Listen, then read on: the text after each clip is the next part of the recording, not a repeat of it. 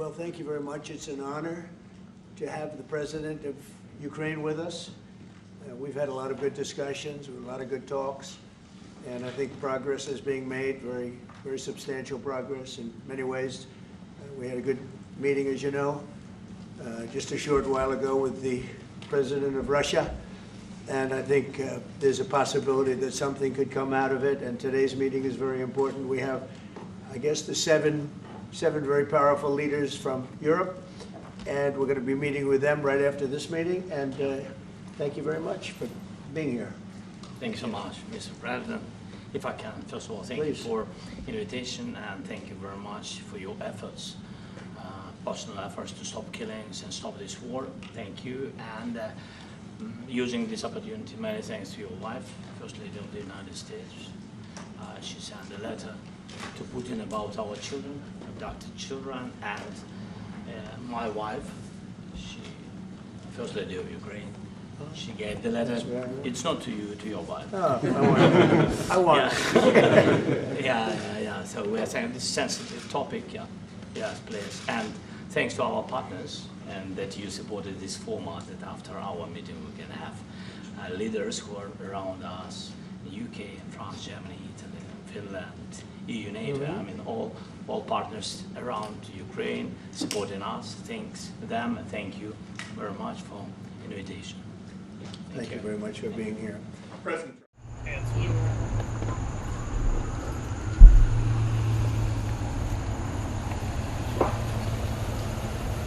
Ready, two. Ready, doors.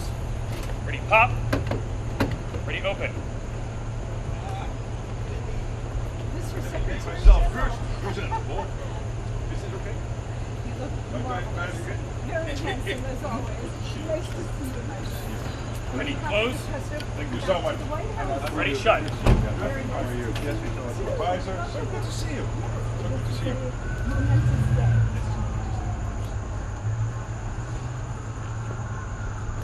Ready, two. Ready, face.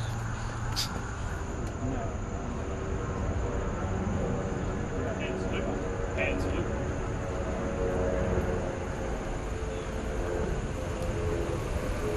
Ready, two. Ready, doors. Ready, pop. Ready, open. Madam President. What a pleasure to see you again. Ready, close.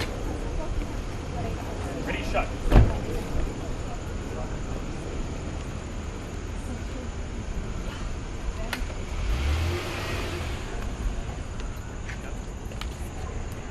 Ready, two. Ready, face.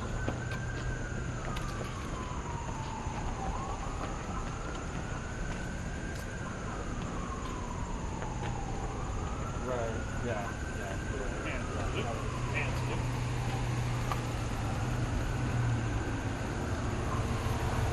Ready, two. Ready, doors. Ready, pop. Ready, open. Mr. Prime Minister. Nice to see you again. Ready, close. Ready, shut.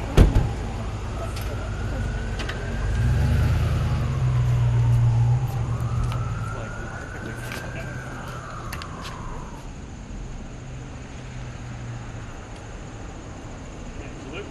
And salute. Ready, two. Ready, doors. Ready, pop. Ready, open.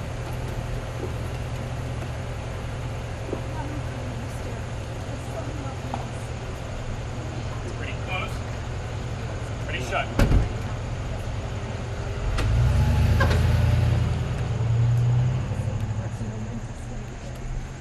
Yep.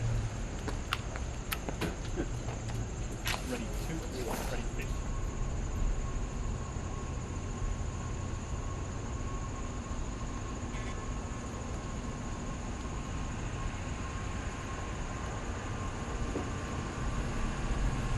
And salute. And salute.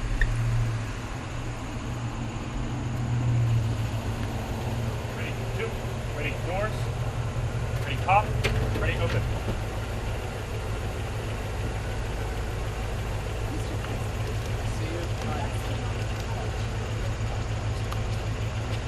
Ready, close. Ready, shut.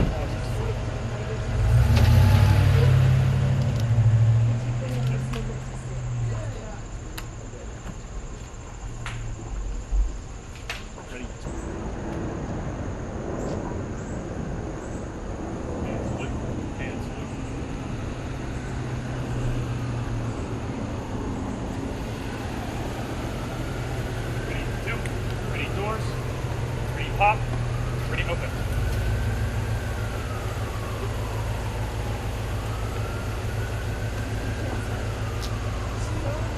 Ready, close. Ready, shut.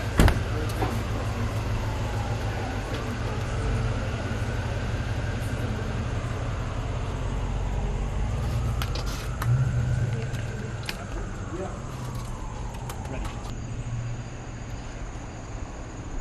And salute, and salute. Ready, two. Ready, doors. Ready, pop. Ready, open. Mr. Kessler, so much to see you. How are you? How are you? Ready, close.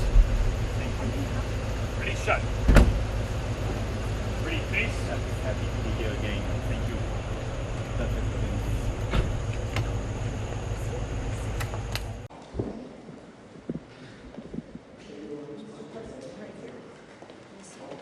Hello, everybody.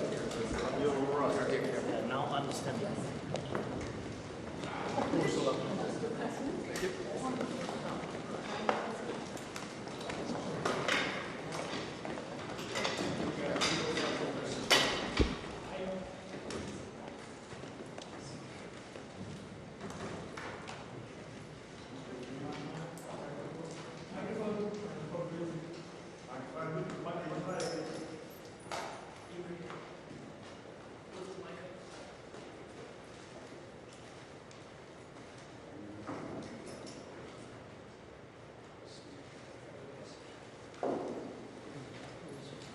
Not a good day.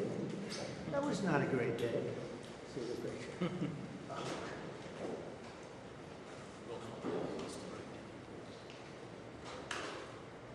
Is everything okay? You all set? Thank you very much. Thank you very much. Appreciate it.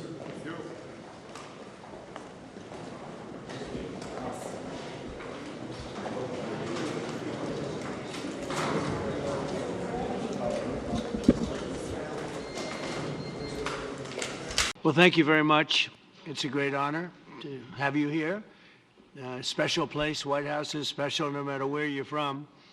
Represents so much, and it really is beautiful. And thank you for all of the wonderful things that took place today. We've had a very successful day thus far. Important discussions as we work to end the killing and stop the war in Ukraine. We're all working for the same goal. Very simple goal. We want to stop the killing, get this settled. I've just had the honor of being with President Zelenskyy and all of the discussions that we've had. We covered a lot of territory, and I spoke indirectly with President Putin today. We're going to call President Putin right after this meeting. I'm sure we're going to have a solid meeting, good meeting, maybe a great meeting, and we're going to try and work out a trilat after that and see if we can get it finished, put this to sleep, because this is not since the Second World War has there been anything like this. So I'm honored to welcome NATO Secretary General Mark Rutte, who's a great gentleman, great political leader in Europe generally, but now he's the NATO Secretary General, and you're doing a fantastic job. Thank you very much, Mark. Prime Minister Starmer of the United Kingdom, our friend and my friend, and doing really well, and people like him a lot. We all like him. Everyone knows President Macron of France, who's been with me from the beginning, one of the first people I met as a foreign dignitary, and I liked him from day one. And I like him even more now. That's pretty good. That's unusual. That's a pretty unusual thing. Prime Minister Meloni of Italy, who's a really a great leader and an inspiration over there. She's served now, even though she's a very young person, she's served there for a long period of time relative to others. They don't last very long. You've lasted a long time. You're going to be there a long time. Chancellor Merz of Germany, who is a very strong person and a very strong leader and very highly respected in Germany. And he's my friend, and it's an honor to have him as my friend. Thank you very much. Very good. You look great with your tan. Where did you get that tan? I want to get a tan like that. President Stubb of Finland, and he's somebody that, where are we here? Huh? Where? Oh, you look better than I've ever seen you look. But you've done a great job, and we wanted to have you here because you're somebody that we all respect. And you've had a lot to do with the success, I think, and the potential success. And thank you very much for being here. We appreciate it. And the President of the European Commission, Ursula von der Leyen, who is somebody that we just made a big deal with all of those countries. I don't know. I think you might be more powerful than all these guys at this table. I don't know. But we had a great negotiation, and you're respected all over the world. So I want to thank you very much for being here. It's a great honor to have you. The Alaska summit reinforced my belief that while difficult, peace is within reach, and I believe that in a very significant step, President Putin agreed that Russia would accept security guarantees for Ukraine, and this is one of the key points that we need to consider, and we're going to be considering that at the table also, like who will do what, essentially. I'm optimistic that collectively we can reach an agreement that would deter any future aggression against Ukraine, and I actually think there won't be. I think that's even overrated, largely overrated, but we're going to find out, and I think that the European nations are going to take a lot of the burden. We're going to help them, and we're going to make it very secure. We also need to discuss the possible exchanges of territory, taking into consideration the current line of contact. That means the war zone, the war lines that are pretty obvious, very sad, actually, to look at them. And negotiating positions. President Putin, also, you have President of Ukraine, who is you just met a little while ago, and we're going to try and get a three-party meeting, maybe as soon as we can. And I have a feeling you and President Putin are going to work something out. Ultimately, this is a decision that can only be made by President Zelenskyy and by the people of Ukraine working also together in agreement with President Putin. And I just think that's very good things are going to come of it. So I hope we have a good meeting. And if we can have a good meeting, I'll set up a meeting with President Putin. And if you'd like, I'll go to that meeting. And not that I want to do that, but I will do that because we want to save a lot of people from dying. A lot of people are dying, and we got to save them. We got to save it. 5,000, 6,000, 7,000 people sometimes a week.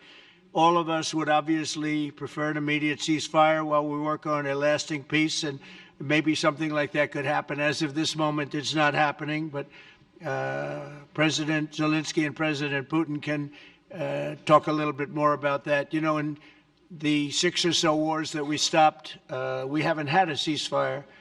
And so I don't know that it's necessary. You can do it through the war, but it would be, I like the ceasefire from another standpoint. You immediately stop the killing. But I believe a peace agreement at the end of all of this is something that's very attainable, and it can be done in the near future. With all of the wars that I got involved in, we only have this one left. Of course, as I walk out the door, there'll probably be a new one starting, and I'll get that stopped too. But I thought this was going to be one of the easier ones. It's actually one of the most difficult. They're very complex. The next step would be for a trilateral meeting, and that will be worked out. And I just look forward to working and having a great result. We're going to spend a lot of time today talking about, and we're really honored you guys came over. I mean, these are the heads of major countries and respected all over Europe. And they speak for, largely, I think I should say, but pretty much for the other countries of Europe. And we will come to a resolution today, I think, on almost everything, including probably the security. And that's pretty much the story. I'd like to say, Mr. President, would you like to say something? You have the media. If you want, you could come over and you could stand, you could use mine, or you could just turn around, whichever you feel comfortable with. Thank you so much. I can speak without microphone. Thank you so much. I think that we had very good conversation with President Trump. Very good. And it really was the best one. Or sorry, maybe the best one will be in the future. But it was really good. And we spoke about very sensitive points. The first one is security guarantees, and we are very happy with President that all the leaders are here, and the security in Ukraine depends on the United States and on you and on those leaders who are with us in our hearts. They have been online before yesterday, and etc. So a lot of countries on the side of Ukraine, our people, and all of us want to finish this war, stop Russia and stop this war. We spoke about it, and we will speak more about security guarantees. This is very important that the United States gives such strong signal and is ready for security guarantees. The second point, or maybe the first, humanitarian direction, very important to exchange all the prisoners, and I think that President will help, and I was very thankful to your wife again, Mr. President, for the letter about our abducted children, and I hope that really it can be a historic role for the people to bring kids back to the families and be happy Get the the people families. back, yeah. Yes, this is so important, and I'm happy that we discussed it, this track with the President Trump, and I hope that we will find decisions. And then what is very important, that all the sensitive things, territorial, etc., we will discuss on the level of leaders during trilateral meeting, and President Trump will try to organize such meeting, and he said that he will come or not come. Ukraine will be happy if you will both participate. want me there, I will be there. Yeah. Yeah, thank you. And I think this is very important. Yes, so security guarantees, bringing kids back, and all our people, not only warriors, first of all warriors, and all the civilians, journalists, a lot of people in prison. So we need them back. And guarantees which will work for the years. We spoke about it, and I showed the President a lot of details on the battlefield, on the map. Thank you so much. Thank you for the map, by the way. Good map. It was great. Yeah. I'm thinking how to take it back. We'll get you. No. I think that we had constructive, specific meeting, and I'm very thankful to all the leaders who are here, and you helped a lot.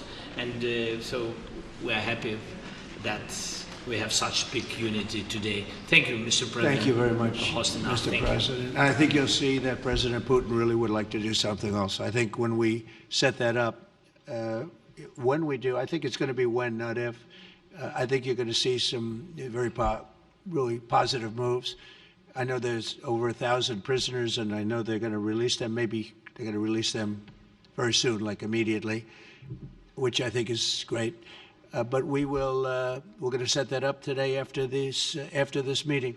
So very good and great remarks. I appreciate it. Mark, as head of NATO, maybe you could say a few words, please. Yes, I will be very brief. I really want to thank you, President of the United States, dear Donald, for the fact that you, as I said before, broke the deadlock basically with President Putin by starting that dialogue. And I think it was in February that you had the first phone call, and from there we are now where we are today.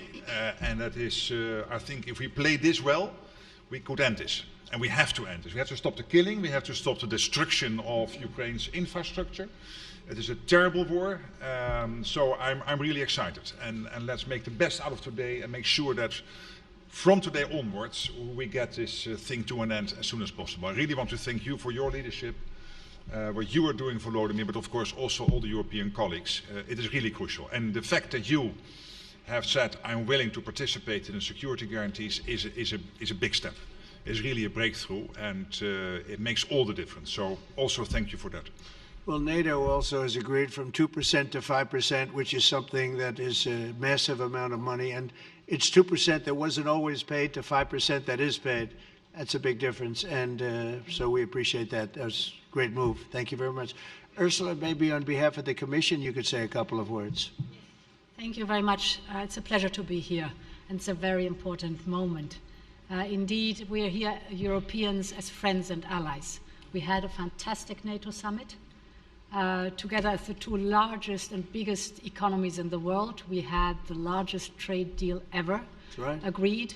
And now we are here to work together with you on a just and lasting peace for Ukraine. Stop the killing. This is really our common interest, stop the killing.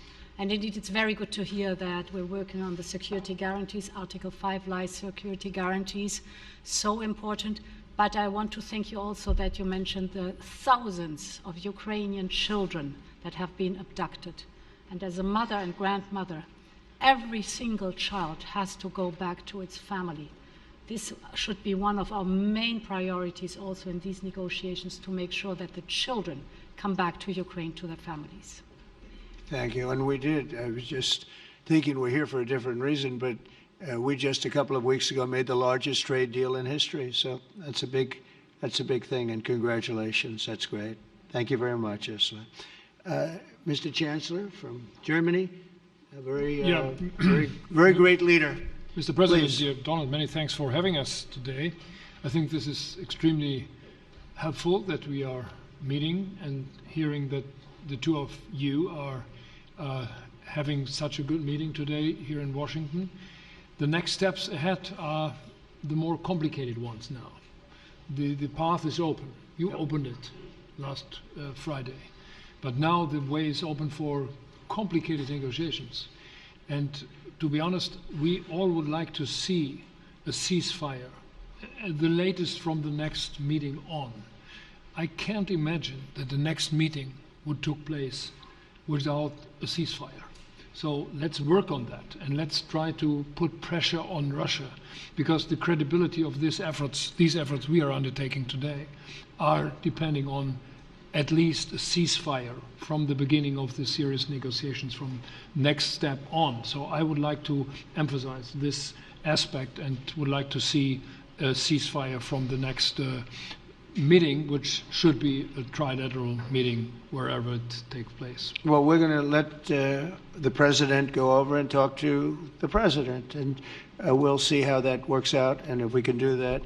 I will say, and again I say it, in the 6 wars that I've settled, I haven't had a ceasefire. We just got into negotiations, and one of the wars was, as you know, in the Congo was 31 years long.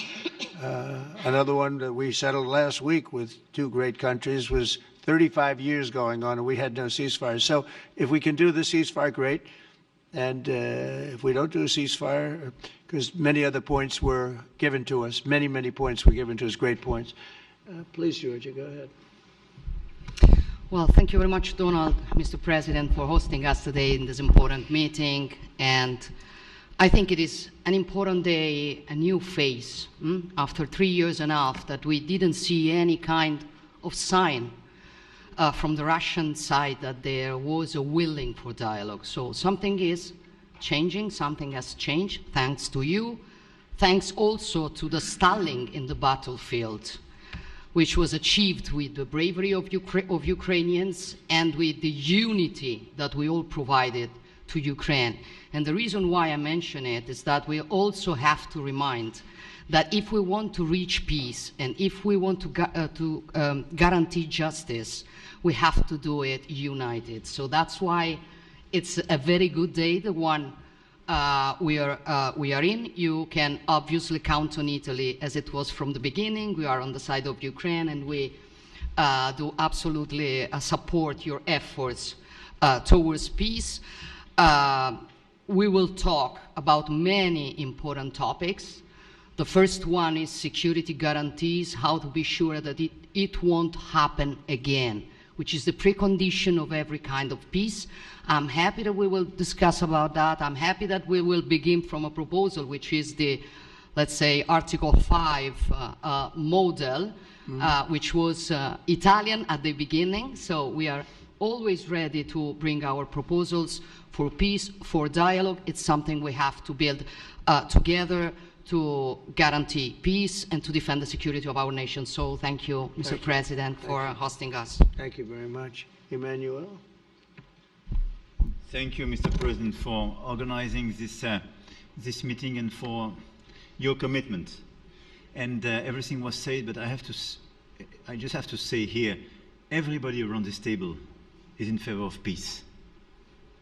And we work very hard, and we've worked very hard during the past few years to have a peace which is a robust and long-standing peace.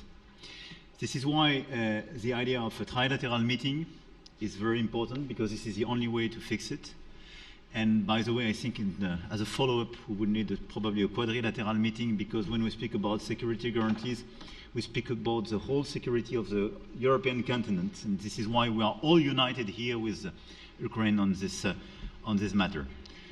In order to organize such a trilateral meeting, your idea to ask for a truce or a ceasefire, at least to stop the killings, as we discussed, is a necessity. And we all support this idea. And in order to have such a long-standing peace for Ukraine and for the whole continent, we do need these security guarantees. And the first one is clearly a credible Ukrainian army for the years and decades to come. And the second one is our own commitment, all of us. And we worked very hard during the past few months among the coalition of the willings, with the support of NATO, to build the different pillars of security guarantees and our commitments. And you can be sure that the Europeans are very lucid about the fact that they have their fair share in these security guarantees for Ukraine, but their own security is clearly at stake in this situation. So you can count on us, as we can count on you, in order to deliver this robust peace for both Ukraine and Europe. Thank you very much, Emmanuel. Mr. Prime Minister. Thank you very much, Mr. President, and thank you for hosting us here. Can I start where Emmanuel started, which is we all want peace. The war in Ukraine has had a huge impact, particularly on the Ukrainians who've borne the brunt of it, but it's also had an impact on Europe and on the United Kingdom. There's not a family or community that hasn't been affected. And when we talk about security, we're talking about the security not just of Ukraine, we're talking about the security of Europe and the United Kingdom as well, which is why this is such an important issue. I think this is such an important meeting. As a group, I think we've had a discussion on the phone a number of times, Mr. President, but be able now to be around the table to take it forward. And I really feel that we can, I think, with the right approach this afternoon, make real progress, particularly on the security guarantees, and your indication of security guarantees, of some sort of Article 5 style guarantees, fits with what we've been doing with the Coalition of the Willing, which we started some months ago, bringing countries together and showing that we were prepared to step up to the plate when it came to security. With you coming alongside, the US alongside what we've already developed, I think we could take a really important step forward today. A historic step, actually, could come out of this meeting in terms of security for Ukraine and security in Europe. I also feel that we can make real progress towards a just and lasting outcome. Obviously, that has to involve Ukraine, and a trilateral meeting seems the sensible next step. So thank you for being prepared to take that forward, because I think if we can ensure that that is the progress out of this meeting, both security guarantees and some sort of progress on trilateral meeting of some sort to bring some of the difficult issues to a head, then I think today will be seen as a very important day in recent years in relation to a conflict which has gone on for 3 and a bit years, and so far nobody's been able to bring it to this point. So I thank you for that. Well, thank you very much. And, you know, it's very interesting because this is the first for the White House. You can't say that very often. It's seen a lot over the years, since 1800, 1799, to be almost exact. But this is the first where we've had so many prime ministers, presidents, the heads of European nations. And by the way, Alex, I'd like you to say a couple of words, too. You're a young, powerful man. Before I finish up, I want you to say a couple of words. Go ahead. I'll take the notion of youth back to my wife and try to convince her. Thank you very much, Mr. President. I think in the past 2 weeks, we've probably had more progress in ending this war than we have in the past 3.5 years.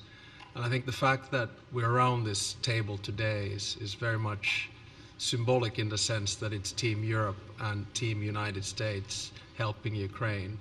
And the progress that we're looking out of this meeting is about the security guarantees, which are a big part of this. And then, of course, moving towards a process with a trilateral meeting with you and President Putin and President Zelenskyy. Some of the international media might wonder, why is the President of Finland here? I think the reason is probably that we might come from a small country, but we have a long border with Russia, over 800 miles. And we, of course, have our own historical experience with Russia from World War II, the Winter War and the War of Continuation. And if I look at the silver lining of where we stand right now, we found a solution in 1944, and I'm sure that we'll be able to find a solution in 2025 to end Russia's war of aggression and find and get a lasting and just peace. The situation is very difficult, but that's why we're here. Thank you, Alex, very much. Good job. So we're going to be meeting for a while, and we're going to discuss some of the issues. And I don't think there's any issue that's overly complex. It's at a point now where people want to do things. I really do believe. I've known him for a long time. I've always had a great relationship with him. I think that President Putin wants to find an answer too. And we'll see. And in a certain period of time, not very far from now, a week or 2 weeks, we're going to know whether or not we're going to solve this, or is this horrible fighting going to continue. We'll do our best to get it ended. And I believe you have two willing parties, and usually that's good news, but two willing parties that want to make a deal. And we'll journey together, and we'll go over, and we'll see if it can be done. And it's possible it might not be able to be done. On the other hand, it's possible it will, and we're going to save thousands and thousands of lives a week. And so it's something we really have to do. And, or at least we have to give it our best. It's all you can do. You can give it your best. But I think we may have a very good outcome. So I want to thank you all, and the media, I want to thank you. We're going to be staying here for a little while. Then we're going to walk over to the Oval Office, and we're going to have another little discussion about similar matters. And then they're going to go home to their great countries and report. And I'm going to remain here and work, and you're going to go and work. We're all going to be working we may be in a different location, but that's what we know how to do is work. But I want to thank the media. Has been actually very fair, generally speaking, very fair. I think it's important that they're fair, because this is a very important subject. We have to get it ended. And so that's all we ask for is fairness with the media. Thank you all very much. Appreciate it. Thank you very much. 1.5 years. So we need to stop this war, to stop Russia, and we need support American and European partners. And we will do our best for this. So, and I think we show that we are strong people, and we supported the idea of the United States, of personally of President Trump, to stop this war, to make a diplomatic way of finishing this war. And we are ready for trilateral, as President said. This is a good signal about trilateral. I think this is very good. Thank you. Mr. President,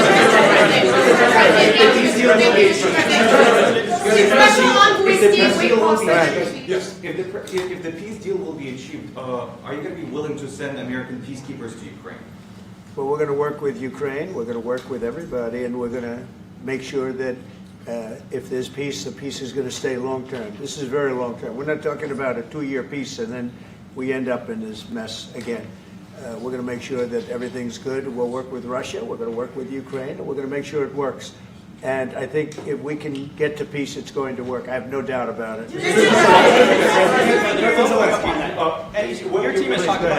Your team has talked about security guarantees. Could that involve U.S. troops? Would you roll that out in the future? We'll let you know that maybe later today. We're meeting with 7 great leaders of great countries also, and we'll be talking about that. They'll all be involved, but there'll be a lot of help when it comes to security. There's going to be a lot of help. It's going to be good. They are first line of defense because they're there. They're Europe, but we're going to help them out also. We'll be involved. Mr. President, Vladimir Putin mentioned that the war will not end without addressing the root causes of this war. Have you had an understanding what are the root causes of this war? Well, look, the war is going to end. When it ends, I can't tell you, but the war is going to end, and this gentleman wants it to end, and Vladimir Putin wants it to end. I think the whole world is tired of it, and we're going to get it ended. It was, I've done 6 wars. I've ended 6 wars, and I thought this maybe would be the easiest one, and it's not the easiest one. It's a tough one. A lot of reasons for it. and they'll be talking about it for a long time, but they'll be talking about the others. Look, India, Pakistan, we're talking about the big places. When you look at, you just take a look at some of these wars. You go to Africa and take a look at that. Rwanda and the Congo, Republic of the Congo. That's been going on for 31 years. And so we've done a total of 6, and we really have 6, not including the fact that we obliterated, and it turned out to be a total obliteration, the nuclear, as you said, the future nuclear capability of Iran. And this one, I think we're going to get solved also. I feel confident we're going to get it solved. Thank you, Mr. President. Can you tell us about your conversations with European leaders and what they need to see to support an end to the war? Yeah, well, we're going to be meeting with a great representative group and 7 very powerful, very big countries and great people, all friends of mine and friends of yours. And we're going to have some suggestions made. They want to see peace. They would like to see peace.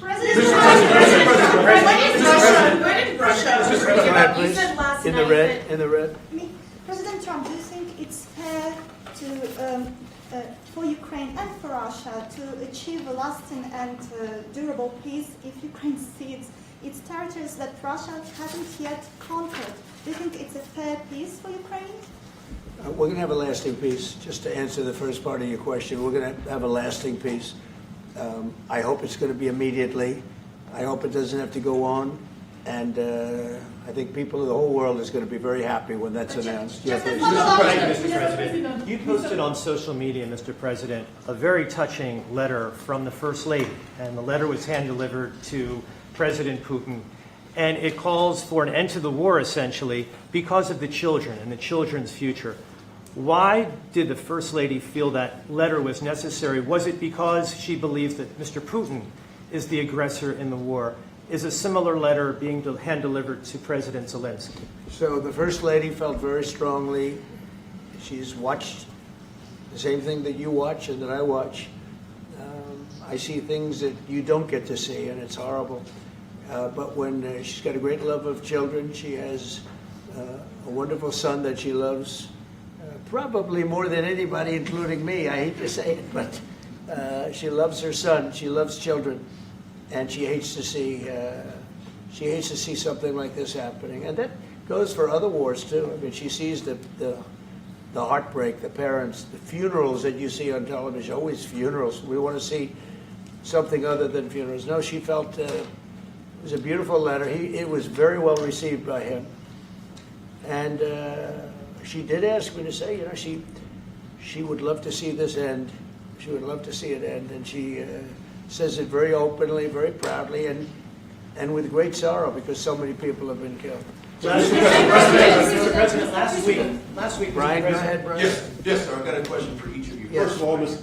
President Zelenskyy, you look fabulous in that suit. I said the same thing. Yeah, you look good. I said the same thing. Yeah, looks good. I said the one that attacked you last time. See, now he's I remember that. Yeah, I apologize to you. You look wonderful. No, my first question for you, President Zelenskyy. In the same suit. You see, I changed. You are not. Maybe yours is much better. Real quickly, upon peace, God willing we get peace, are you open to holding an election in your country? Yes, of course. We are open for election, yes. We have to do safety circumstances. And a little bit, we need to work in the parliament, because during the war you can't have elections, but we can do security. We need, maybe, how to say, we need a truth, yes, everywhere, in the battlefield, in the sky, in the sea, yeah, to make possible for people to do democratic, open, legal elections. So you say during the war you can't have elections. So let me just say 3.5 years from now, so you mean if we happen to be in a war with somebody, no more elections. Oh, that's good. I wonder what the fake news like this idea? Yeah. No. Speaking of news, I got a question for you. This sounds insane for me even to ask this, but do you think the American media really doesn't even want a peace deal because they've seen they've been so critical of you every step of the way as you lead the charge for peace? It's an amazing phenomenon. I said that if in the settlement you got Moscow, St. Petersburg, and thousands of miles around them, they would say, I made a bad deal. The level of hatred and animosity is incredible. Not with all. I mean, we have great people up here. We also have terrible people up there that I think are told what to say. But, you know, in solving all of these wars, they don't even write about it. You know, I saw major wars. I saw wars that have been going on for 31, 35, and 37, and a couple of quicker ones. One that was going to go into a full-blown deal very quickly. You know what the one I'm talking about. It was a big one. But they don't even write about that. No matter what I do, no matter what, and you know, this is not anything to do with you. It's probably to your advantage in a certain way. But no matter what I do, no matter what deal I make, from my standpoint, you'll come out good. Maybe President Putin will come out good. But they'll say, Trump was absolutely horrible. It's just it. And I've lived with that for a long time. I've lived with it since just before the first election. I used to get great publicity. Now I get the worst publicity anyone's ever gotten in office, but I won in a landslide, so that people understand. They're the only ones that count, ultimately. But I've also had great reporters. I've had journalists that are very good. But it's very sad when you do the right thing. As an example, they said, because of the fact that Vladimir Putin came to American soil, this was a tremendous defeat for Donald Trump. No, it was really wonderful that he did it. It was a hard thing for him to do, to be honest with you. It was the opposite of what they said, but they said it. Now, if he didn't come, they'd say that was also bad for Trump. You know, there's no way. And there's just a great dishonesty of the press, and I think that's why it's lost its credibility. You know, its credibility is at an all-time low. We have a thing going on right now in D.C. We went from the most unsafe place anywhere to a place that now people, friends are calling me up, Democrats are calling me up, and they're saying, sir, I want to thank you. My wife and I went out to dinner last night for the first time in 4 years, and Washington, D.C. is safe, and you did that in 4 days. I'll tell you, it's safe. I had another friend of mine, he has a son who's a great golfer, he's on tour, and he came in fourth yesterday in the big tournament where Scotty Scheffler made the great shot, and he said his son is going to dinner in Washington, D.C. tonight. I said, would you have allowed that to happen a year ago? He said, no way, no way. He said, what you've done is incredible. And I think the people realize it. But the press says, he's a dictator, he's trying to take over. No, all I want is security for our people. But people that haven't gone out to dinner in Washington, D.C. in 2 years are going out to dinner. And the restaurants the last 2 days were busier than they've been in a long time. Thank you. I walked around yesterday with MTG. If you can walk around with D.C. with MTG and not be attacked, the city is safe. Thank you, Mr. President. Last week you warned of what you called severe consequences if a 30-day ceasefire or any type of ceasefire were not agreed to by Russia. Will there be severe consequences? Does that change because of I don't think you need a President ceasefire. You know, if you look at the 6 deals that I settled this year, they were all at war. I didn't do any ceasefires. And I know that it might be good to have, but I can also understand strategically why, well, you know, one country or the other wouldn't want it. You have a ceasefire and they rebuild and rebuild and rebuild, and, you know, maybe they don't want that. But if you look at the 6 deals that we made peace and you know, long-term, long-running wars, I didn't do any ceasefires. Would I like the concept. You know, I like the concept of a ceasefire for one reason, because you'd stop killing people immediately, as opposed to in 2 weeks or 1 week or whatever it takes. But we can work a deal where we're working on a peace deal while they're fighting. They have to fight. I wish they could stop. I'd like them to stop. But strategically, that could be a disadvantage for one side or the other. But all of these deals I made without even the mention of the words ceasefire. President Zelenskyy, can you explain the decision to offer Ukraine Article 5-like security guarantees, but stop short of pushing for their full membership? Yeah, well, we haven't done anything on that yet. If you look back and you go back long before President Putin, it was always a statement that they would never allow Ukraine into NATO. So that was a statement that was made, but we haven't discussed any of that yet. We're going to be discussing it today. But we will give them very good protection, very good security. That's part of it. And the people that are waiting for us, they are, I think they're very like-minded. They want to help out also. Thank you, President. Thank you, President Trump. Are you disappointed there's no ceasefire, Mr. President? The United States has already given hundreds of billions of dollars to this war effort in Ukraine.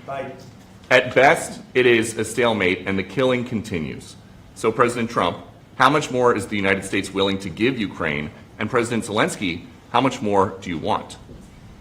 Well, I'll start off just by saying we're not giving anything now. We're selling weapons. This is something before, I guess the number is well over $300 billion. That was under Joe Biden, a corrupt politician, not a smart man, never was. By the way, go back 40 years, he was not a smart man 40 years ago either, but now he's in particular bad. This was done by a corrupt administration that shouldn't have been in, and frankly, if the right results of the election were given, if I were president, this war would have never taken place, and he would have been very happy, because he would have liked to have seen. I mean, they went through hell. He went through hell. This war would have never happened, and the people that were killed, a couple of million people, a lot of people with soldiers and everything else, and the people that have been displaced and forced into other areas and other countries because of what's happened, none of that would have happened. And I'm just saying that he was a horrible president, whether it was the borders or this. He was just a horrible, corrupt president. Mr. President, I can. Thank you so much. So first of all, we have possibility now to buy weapons from the United States. We are thankful for this program and this opportunity. We are thankful for Europe. They pay for this. And through NATO program, for example, Pearl and etc., we have some programs where we can have some money to finance this. And this is a part, I think, it's not a part for the war and to defend us. It also will be a part for security guarantees, to strengthen our army, to rearm Ukrainian army. This is very, very important. And it depends how much money we need to rearm. For example, the question of air defense, we spoke about it with President Trump, and I'm happy that we have now bilateral decisions and we work on it with production, American production. Nobody in Europe has so many air defense like Patriots, for example. We need it very much, and this is also about defending. I think the good news, we make the best military equipment in the world by far. You mentioned the Patriots. How good are they? Systems. We have systems, they're literally 100% foolproof. And it's really like shooting two bullets, two bullets hitting each other in the air in a space like this. The chance is 100%. It's 99 to 100%. So we sell the equipment to NATO. And NATO does what, I don't know what the arrangement is that you have with, but I know that they want you to have the equipment. And we're getting the best equipment in the world, but they pay us for the equipment. Under Biden, it was just crazy what was going on. I believe the number is over 300. I think it could be $350 billion worth of equipment and money and everything else. And we've made more progress in settling this war in the last 2 months than they made in 4 years. This should have been settled a long time ago, but it should have never happened. Yeah, please. Real quickly, you pushed out on social media. All right, Brian, go first. You pushed out on social media about doing away with mail-in ballots and potentially electronic voting machines. Can you expand on that and how important that is? Well, that's a very off-topic, just really quickly. Mail-in ballots are corrupt. Mail-in ballots, you can never have a real democracy with mail-in ballots. And we, as a Republican Party, are going to do everything possible that we get rid of mail-in ballots. We're going to start with an executive order that's being written right now by the best lawyers in the country to end mail-in ballots because they're corrupt. And you know that we're the only country in the world, I believe, I may be wrong, but just about the only country in the world that uses them because of what's happened. Massive fraud all over the place. The other thing we want change are the machines. For all of the money they spend, it's approximately 10 times more expensive than paper ballots. And paper ballots are very sophisticated with the watermark paper and everything else.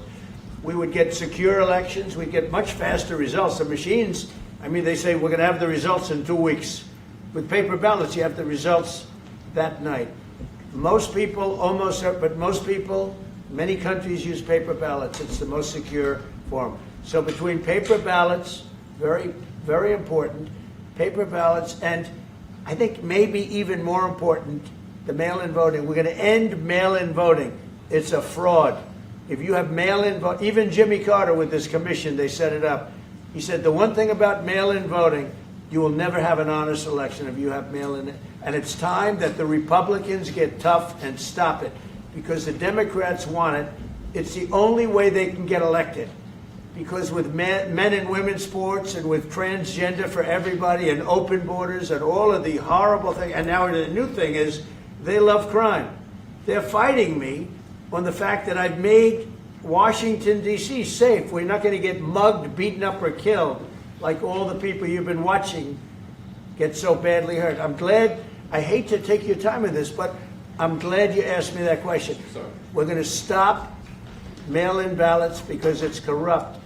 You know, when you go to a voting booth and you do it the right way and you go to a state that runs it properly, you go in, they even ask me, they asked me for my license plate, for identify. I said, I don't know if I have it. They said, sir, you have to have it. I was very impressed, actually. But it's very hard to cheat with mail-in voting. As you know what happens in California, it's so corrupt, where some people get 5, 6, 7 ballots delivered to them. Now, we got to stop mail-in voting, and the Republicans have to lead the charge. The Democrats want it because they have horrible policy. If you have mail-in voting, you're not going to have many Democrats get elected. That's bigger than anything having to do with redistricting, believe me. And the Republicans have to get smart. We're not going to have a country. I said for a long time at rallies, you need borders and you need free and fair elections. Those two things, otherwise you don't have. We have strong borders now. In 90 days, Mr. President, we didn't have 1, 0, 0, and 3 months. Not one person came in illegally into our country. In fact, even I find that hard to believe, but it's run by a little bit of a liberal group that put out the numbers, so I guess it's, but 0, 0, and 0. You go back a year ago, 2 years ago, 3, millions of people poured into our country. It was terrible. Thank you very much. What security guarantees do you need from President Trump to be able to make a deal? Is it American troops, intelligence, equipment? What is it? Everything. And really, it includes 2 parts. First, strong Ukrainian army.